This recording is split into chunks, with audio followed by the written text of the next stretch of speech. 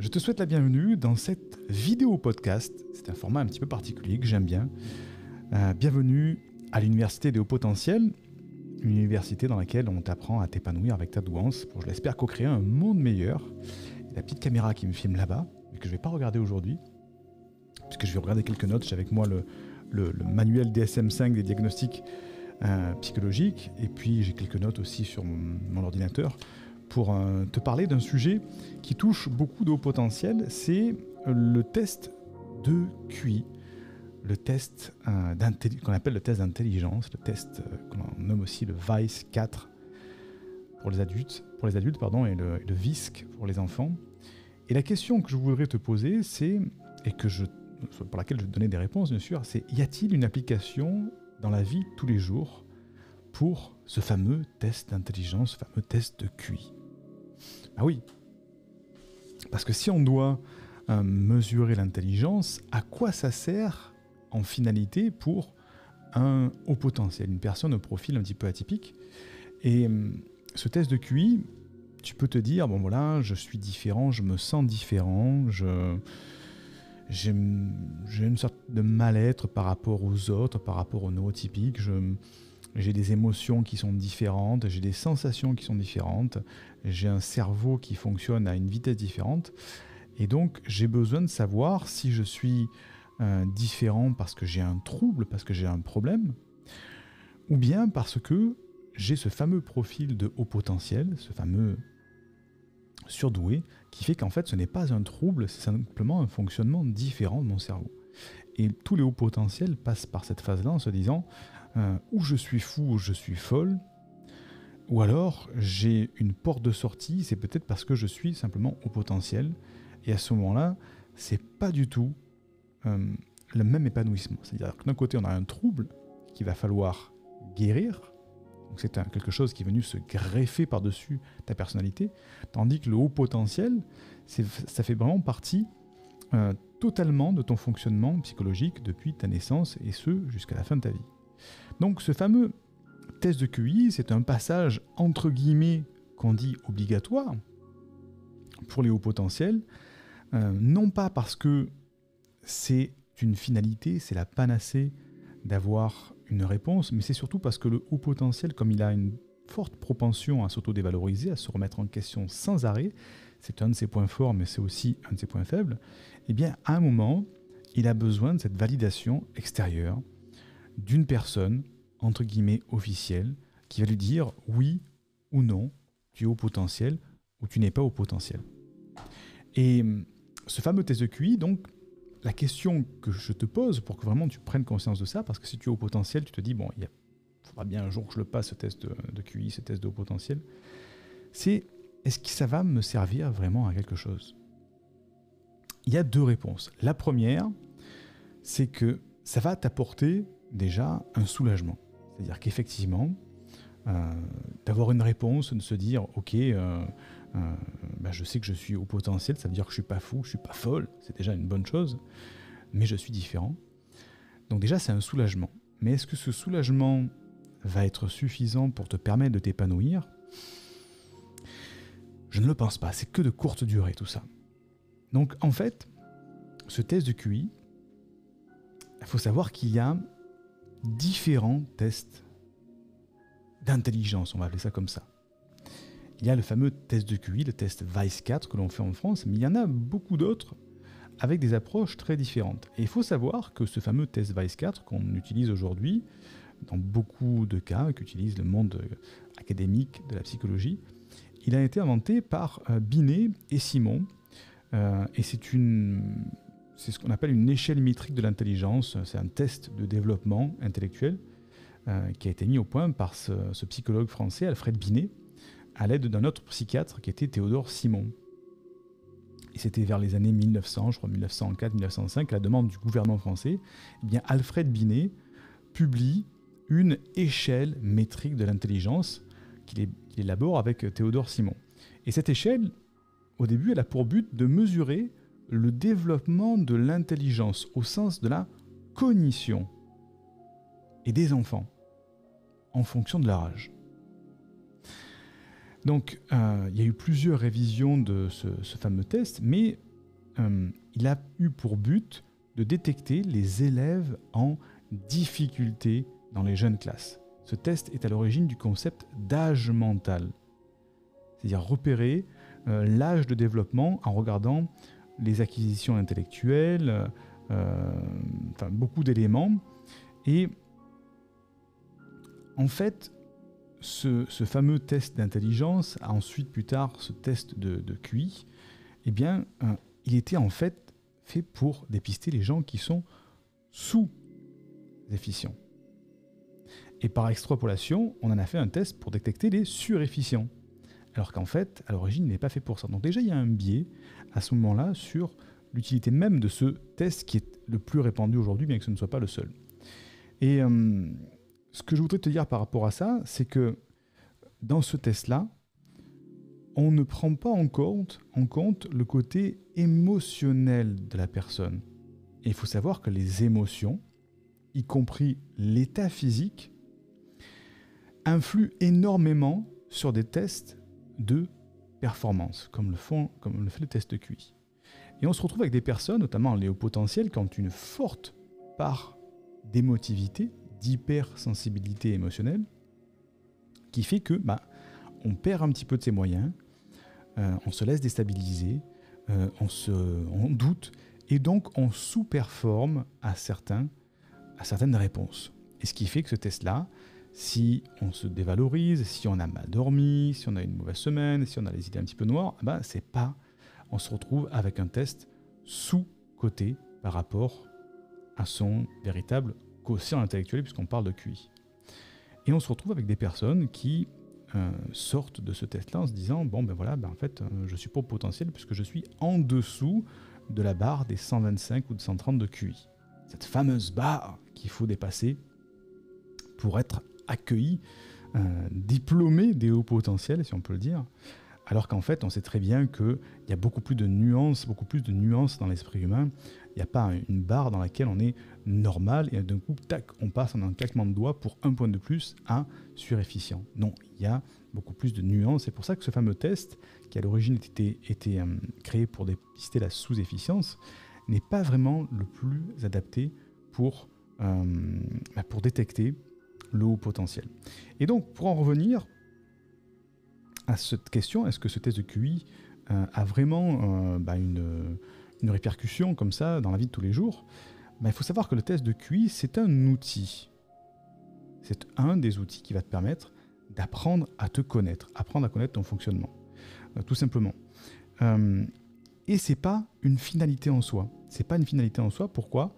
Parce que quand on veut apprendre à se connaître, apprendre à avoir son propre mode d'emploi, il faut aller plus loin qu'un simple chiffre.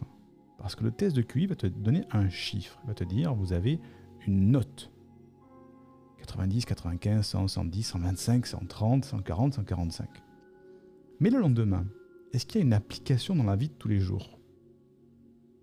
Non. Et on se retrouve un petit peu comme avec le paradoxe de l'école, de l'éducation nationale, qui met des notes sur les devoirs. Comme moi, tu es allé à l'école, à l'école, on te met des notes.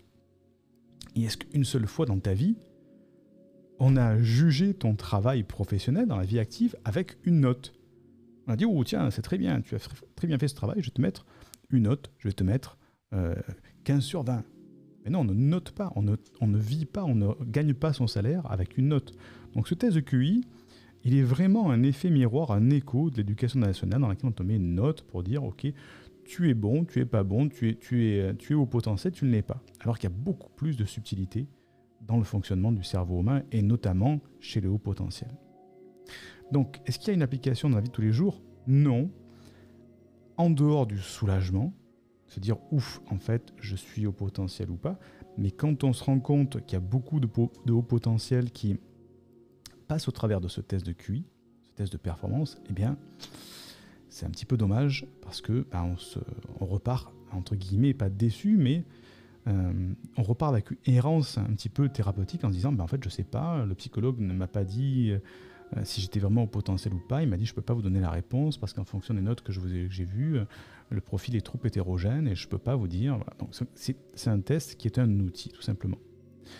Si on veut aller plus loin, il faut prendre en compte toutes les facettes du fonctionnement de son cerveau de manière, ce qu'on appelle holistique, une approche globale du fonctionnement. Et pas que le fonctionnement cognitif, pas que le fonctionnement émotionnel, pas que... Il faut prendre toutes les intelligences et ensuite faire une analyse de toutes ces intelligences. Et là, ça commence à être intéressant parce que ça commence à mener une application dans la vie de tous les jours. Et au lieu d'avoir une note, tu vas avoir des informations. Et ces informations, elles vont être extrêmement utiles parce que tu vas apprendre que, par exemple, dans ton fonctionnement, effectivement, le côté émotionnel est beaucoup plus développé. Donc, c'est-à-dire qu'il faut que tu prennes en compte ces émotions, ou bien alors tu vas te rendre compte que tu as peut-être une tendance à avoir un trouble de déficit de l'attention, avec ou sans hyperactivité. Et là, c'est super important parce qu'à ce moment-là, il faut mettre en place des stratégies d'adaptation pour vivre avec ce trouble du déficit d'attention qui parfois est invisible, on ne s'en rend pas compte parce que le haut potentiel masque l'effet du trouble du déficit d'attention. Et donc, toutes ces informations-là, j'en ai pris une ou deux comme ça, vont te permettre d'apprendre à te connaître et de mettre en place ensuite dans ta vie des stratégies d'adaptation, des modifications dans ton environnement. Si tu sais que chez toi, l'hypersensibilité sensorielle, par exemple, est prégnante, mais il va falloir faire attention aux surstimulations, aux lumières, aux sons. Bref, il faut que derrière, il y ait une application pratico-pratique de ce fameux test d'intelligence. C'est pour ça que,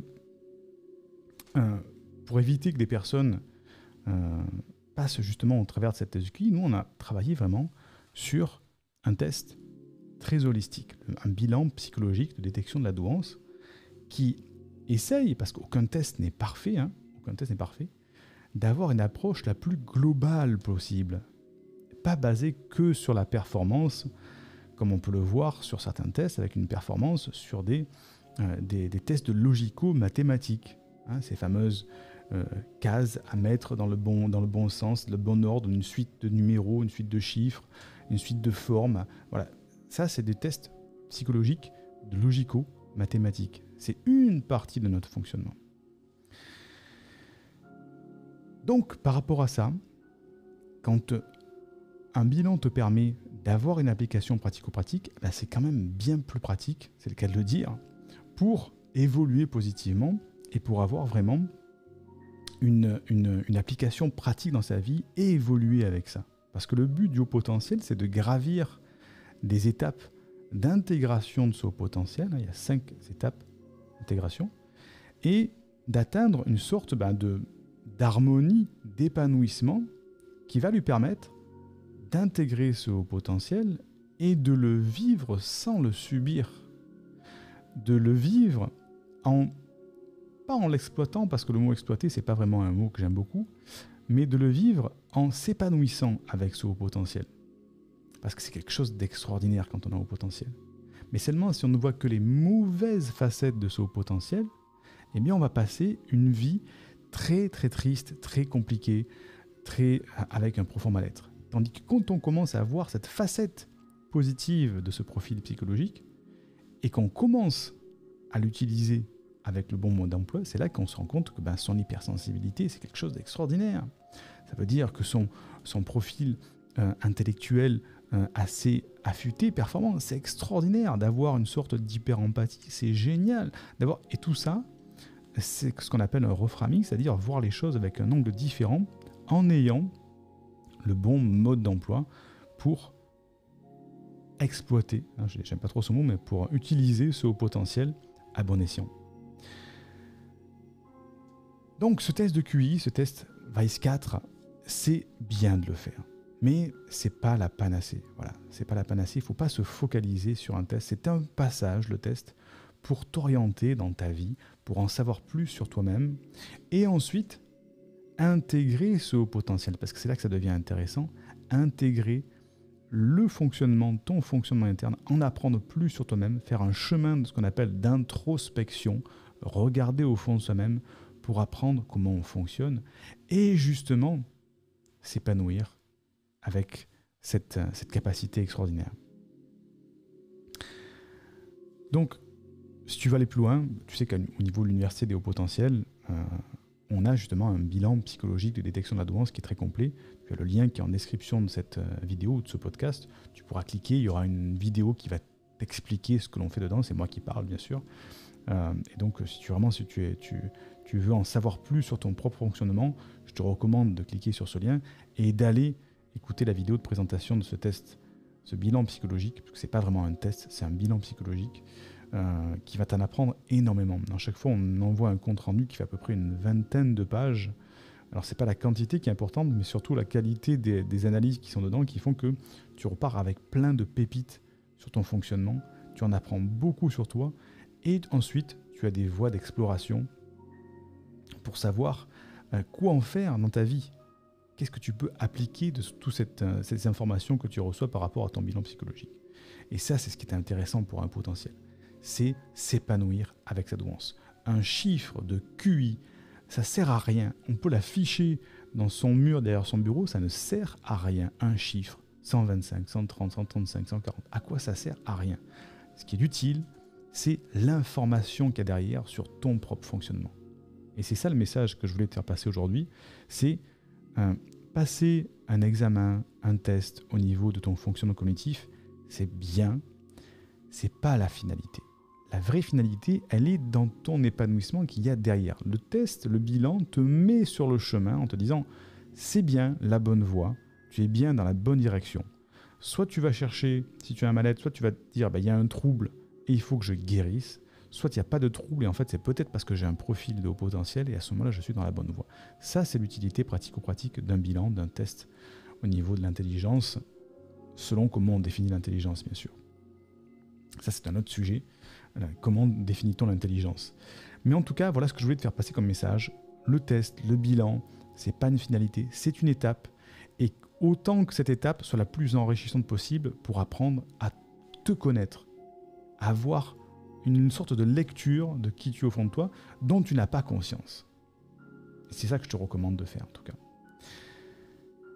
Merci d'avoir écouté cette vidéo podcast.